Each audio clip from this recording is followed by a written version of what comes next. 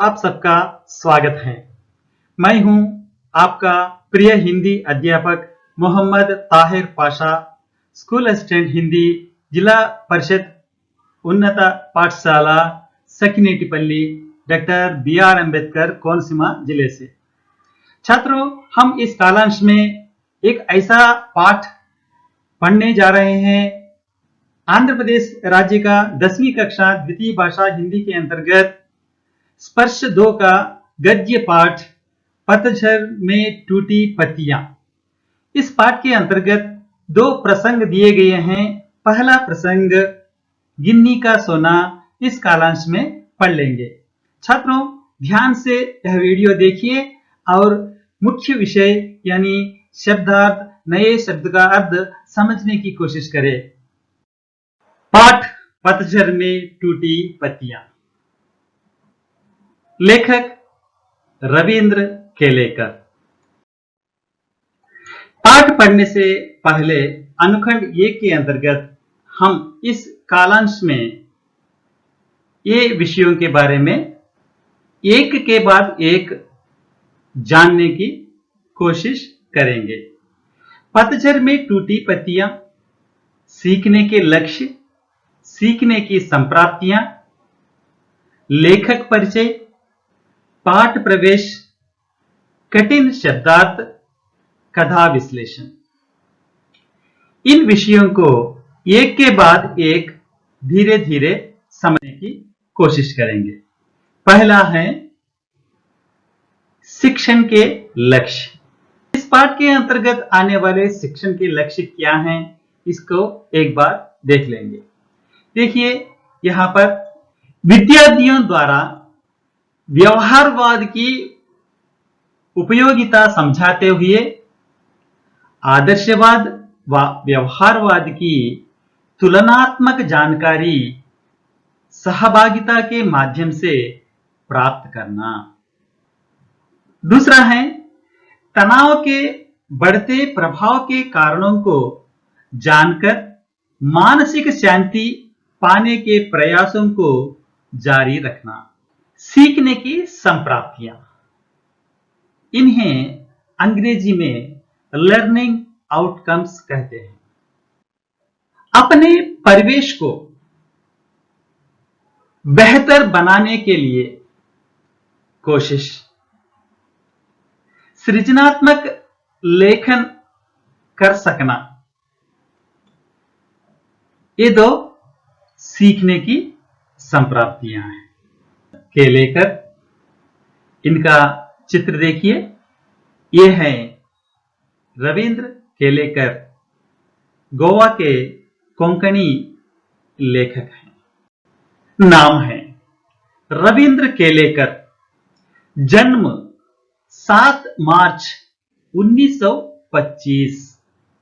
जीवन काल 1925-2010। गांधीवादी चिंतक के रूप में विख्यात केलेकर ने अपने लेखन में जनजीवन के विविध पक्षों, मान्यताओं और व्यक्तिगत विचारों को देश और समाज के परिप्रेक्ष्य में प्रस्तुत किया है। इनकी अनुभवजन्य टिप्पणियों में अपने चिंतन की मौलिकता के साथ ही मानवीय सत्य तक पहुंचने की सहज चेष्टा रहती है। भाषाएं कोंकणी और मराठी के शीर्षस्थ लेखक और पत्रकार रविंद्र केलेकर की कोंकणी में 25, मराठी में 3, हिंदी और गुजराती में भी कुछ एक प्रकाशित है। पुरस्कार गोवा कला अकादमी के साहित्य पुरस्कार सहित कई पुरस्कारों से सगामित किए गए हैं। प्रमुख कृतियां कोंकणी में उजावाहान सर, समिधा, आपली, ओथांबे, मराठी में कोंकणीचे राजकारण, जापान जसा, दिसला और हिंदी में पता में टूटी पत्तियां। यह है इनका कवि परिचय। कवि परिचय जान लिए ना छात्रों। अब इन प्रश्नों को अपने विकल्पों से सही उत्तर देने की कोशिश करें। पहला प्रश्न आपके सामने ये रहा। कवि रविंद्र केलेकर का जन्म कब हुआ? आ 8 मई 1825, आ 7 मार्च 1925, ई 7 मार्च 1952, ई 6 अप्रैल 1924। बहुत ठीक उत्तर है 1925। बहुत बढ़िया उत्तर दिया तुमने। अगला प्रश्न देख लीजिए, ये रहा। कवि रविंद्र केलेकर का जन्म कहां हुआ? विकल्प ये रहे। आ विंध्याचल क्षेत्र में, आ मराठा क्षेत्र में, ई विदर्भा क्षेत्र में, और ई कोंकण क्षेत्र में।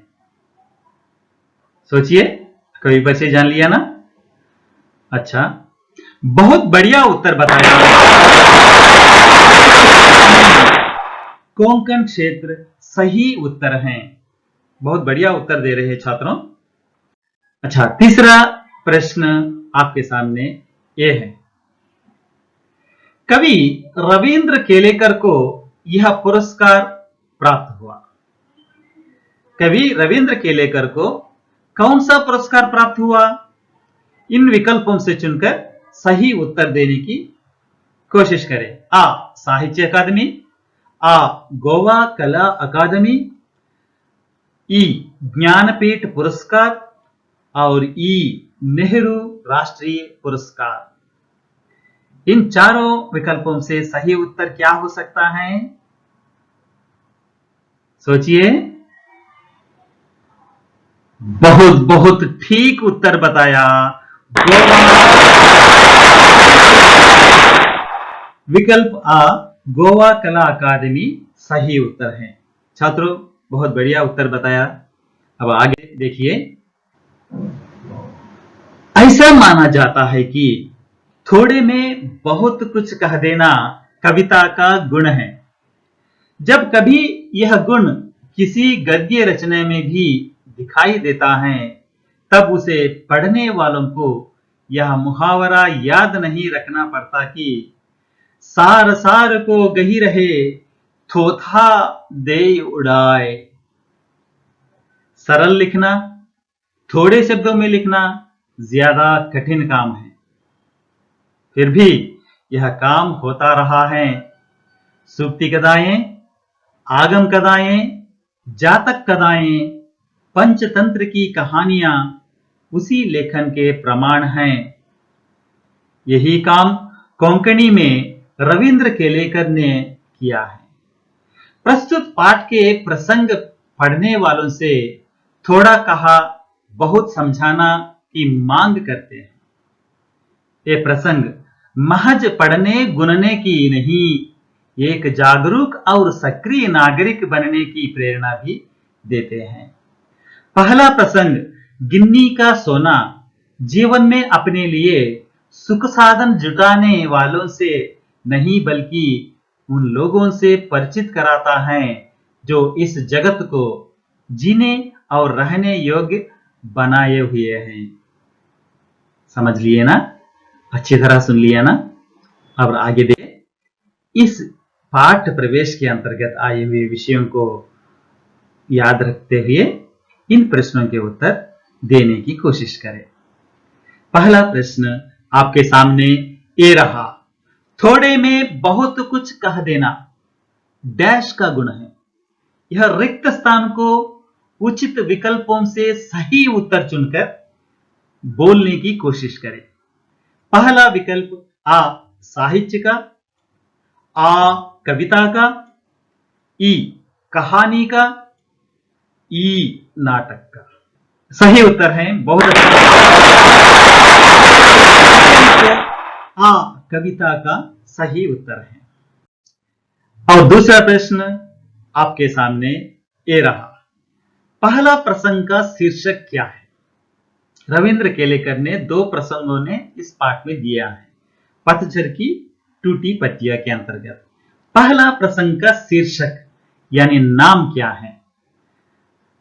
ये विकल्प आपके सामने है। आ शुद्ध सोना, ई गिन्नी का सोना, आ झेन की देन और ई नकली सोना। सोचिए। बहुत बढ़िया उत्तर, क्योंकि यह शीर्षक में ही दिया गया है गिन्नी का सोना। ठीक उत्तर बताया तुमने। गिन्नी का सोना पहला प्रसंग का शीर्षक है। अच्छा, ये का प्रश्न देख लीजिए। गिन्नी का सोने में क्या मिलाया जाता है? जो गिन्नी का सोना होता है उसमें क्या मिलाया जाता है? देख लीजिए। आ चांदी, आ तांबा, ई लोहा, ई पीतल। अच्छा, बहुत अच्छा उत्तर बताया तुमने। सोने में तांबा मिलाया जाता है। अच्छा, हम इस पाठ में आए हुए कठिन शब्दार्थ उनको बारे में जानकारी प्राप्त करेंगे। शब्दार्थ देखिए, यह आपके सामने शब्दार्थ प्रस्तुत हैं। गिन्नी, इसका अर्थ है सिक्का। आदर्श, उच्चतम चरित्र को आदर्श कहते हैं। और व्यावहारिकता, व्यावहारिकता का रूप में होने वाली स्थितियां। बखान, बखान का अर्थ है वर्णन करना। यहां लेखक यह बताना चाहते हैं कि किस तरह लोग अपने चरित्र में बनावटीपन लाते हैं। समझे ना? और कठिन शब्द देखेंगे। यह देखिए, कठिन शब्दार्थ के अंतर्गत और सूझबूझ, सोचने समझने की शक्ति। विलक्षण, अत्यंत लक्षणों वाला। सजग, इसका अर्थ है सतर्क। हिसाब, लेखा जोखा को हिसाब कहते हैं। शाश्वत, सदा रहने वाला, सदा रहने वाली, सदा रहने वाला वस्तु को या व्यक्ति को शाश्वत कहते हैं। देखिए, लेखक ने यहां व्यवहारवादी लोगों के बारे में कहा है। ये पहले प्रसंग में गिन्नी का सोने के अंतर्गत लेखक ने यहां व्यवहारवादी लोगों के बारे में कहा गया है। देखिए, कथा, गिन्नी का सोना, कथा विश्लेषण। कथा विश्लेषण के अंतर्गत हम विवरण से पाठ को समझ लेंगे। शुद्ध सोना अलग है और गिन्नी का सोना अलग। गिन्नी के सोने में थोड़ा सा तांबा मिलाया हुआ होता है, इसलिए वह ज्यादा चमकता है और शुद्ध सोने से मजबूत भी होता है। औरतें अक्सर इसी सोने के गहने बनवा लेती हैं। फिर भी होता तो वह है गिन्नी का ही सोना शुद्ध। आदर्श भी शुद्ध सोने के जैसे ही होते। चंद लोग उनमें व्यावहारिकता का थोड़ा सा तांबा मिला देते हैं और चलाकर दिखाते हैं। तब हम लोग उन्हें प्रैक्टिकल आइडियोलॉजिस्ट कहकर उनका बखान करते हैं। पर बात ना भूलें कि बखान आदर्शों का नहीं होता, बल्कि व्यावहारिकता का होता है। और जब व्यावहारिकता का बखान होने लगता है, तब प्रैक्टिकल आइडियोलॉजिस्टों के जीवन से आदर्श धीरे धीरे पीछे हटने लगते हैं और उनकी व्यावहारिकता जो आगे आने लगती है, सोना पीछे रहकर तांबा ही आगे आता है। चंद लोग कहते हैं गांधी जी आइडल थे, कोच थे, उसकी कीमत जानते थे, इसीलिए वे अपने विलक्षण आदर्श चला सके, वरना हवा में ही उड़ते रहते, देश उनके पीछे ना जाता।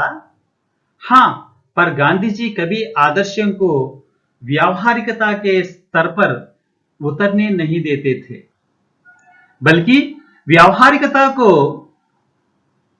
आदेशों के स्तर पर चढ़ाते थे। ये सोने में तांबा नहीं तो सोना मिलकर उसकी कीमत बढ़ाते थे, इसलिए सोना हो हमेशा आगे आता रहता था। अच्छा, पाठ को ध्यान से सुन लिया ना? अब इस पाठ से संबंधी कुछ प्रश्न आपके सामने प्रस्तुत कर रहा हूं। इन प्रश्नों के उत्तर आप इन विकल्पों से चुनकर देने की कोशिश करें। पहला प्रश्न आपके सामने ये है, शुद्ध आदर्श भी डैश के जैसे होते हैं।